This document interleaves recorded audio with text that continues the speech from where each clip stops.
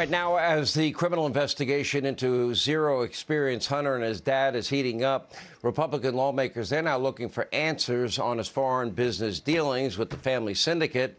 They're now demanding that he turn over communications with the Obama White House, now writing in letters to the White House and National Archives, quote, Hunter Biden's connections throughout the Russian sphere of influence have now become especially relevant in the fast-moving and developing Russian war in Ukraine.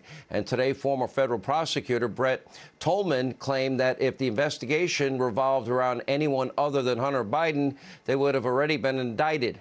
Now, but Hunter's corrupt business transactions extend far beyond Russia, as we have chronicled on this show, and apparently made over $1 million sitting on the board of Burisma, well over $1 million, him and his company took in. And he took money from, let's see, a Kazakhstan oligarch for a brand new sports car, and a Russian oligarch, the former First Lady of Moscow, that's $3.5 million, and a $100,000 shopping spree with a Chinese national, and then, of course, millions and millions of dollars in other business deals with connections to the CCP and also Chinese intelligence, and the $1.5 billion deal with the Bank of China. Now, despite mountains of evidence to the contrary, Biden lied about all of this repeatedly, claiming again and again and again that he and his son never at one point ever discussed his foreign business dealings, and he never profited from his business dealings in China. Take a look. My son has not made money in terms of this thing about, what are you talking about, China. I have not had the only guy made money from China is this guy. He's the only one. Nobody else has made money from China. Joey was lying. And when pushed on the issue during yesterday's White House briefings, well, the communications director, Kate Bedingfield, doubled down on Biden's lies. Wow, what a shocker. Take a look.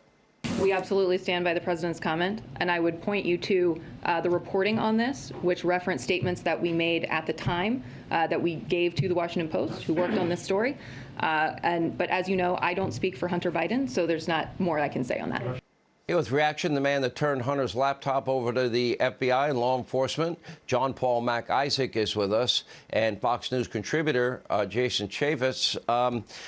John Paul, you put everything on the line here. You were given a laptop.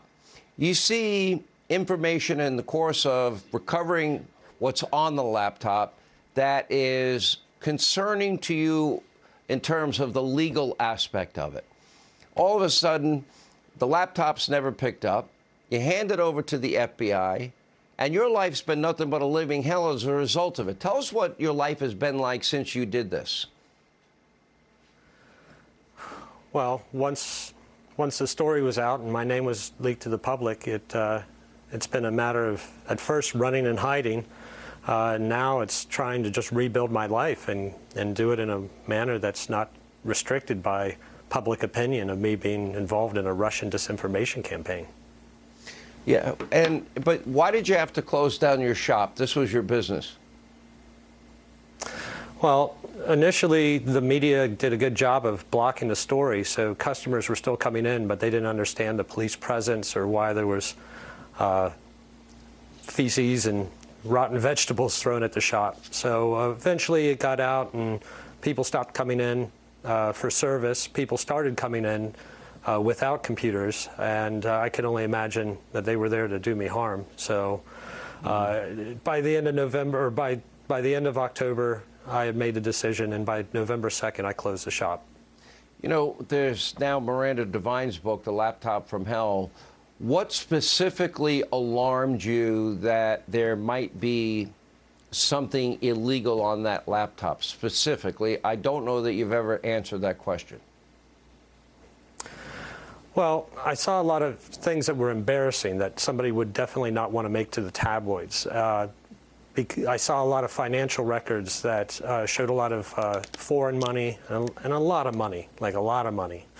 And then there was some other documents that I thought were kind of strange.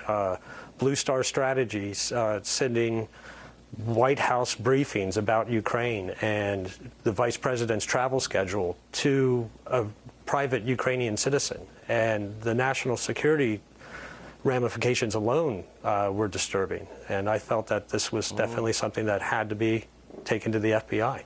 And you also saw illegal activity, for example, the picture of Hunter Biden with the crack pipe.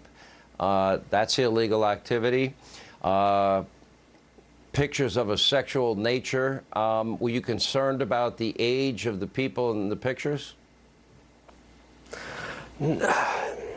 No, I didn't really focus my attention on what was salacious on the laptop.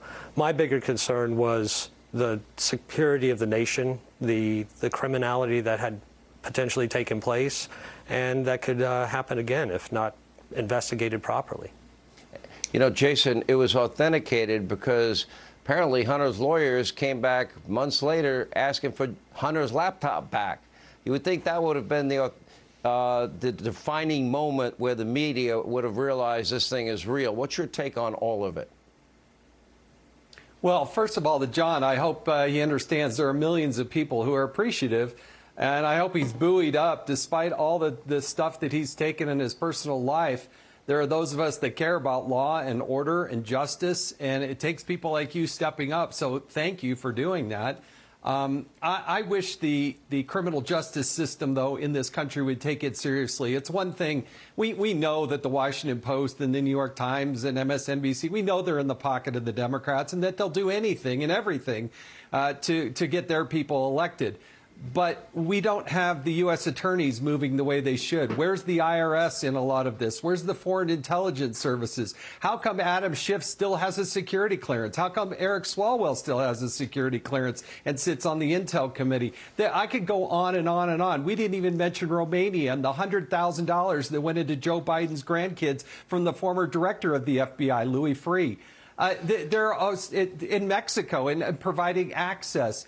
There's so much, but John was right. He saw something was wrong. He provided it to the authorities, but the authorities are letting him down and letting the rest of the country down by not pursuing and putting this guy in handcuffs.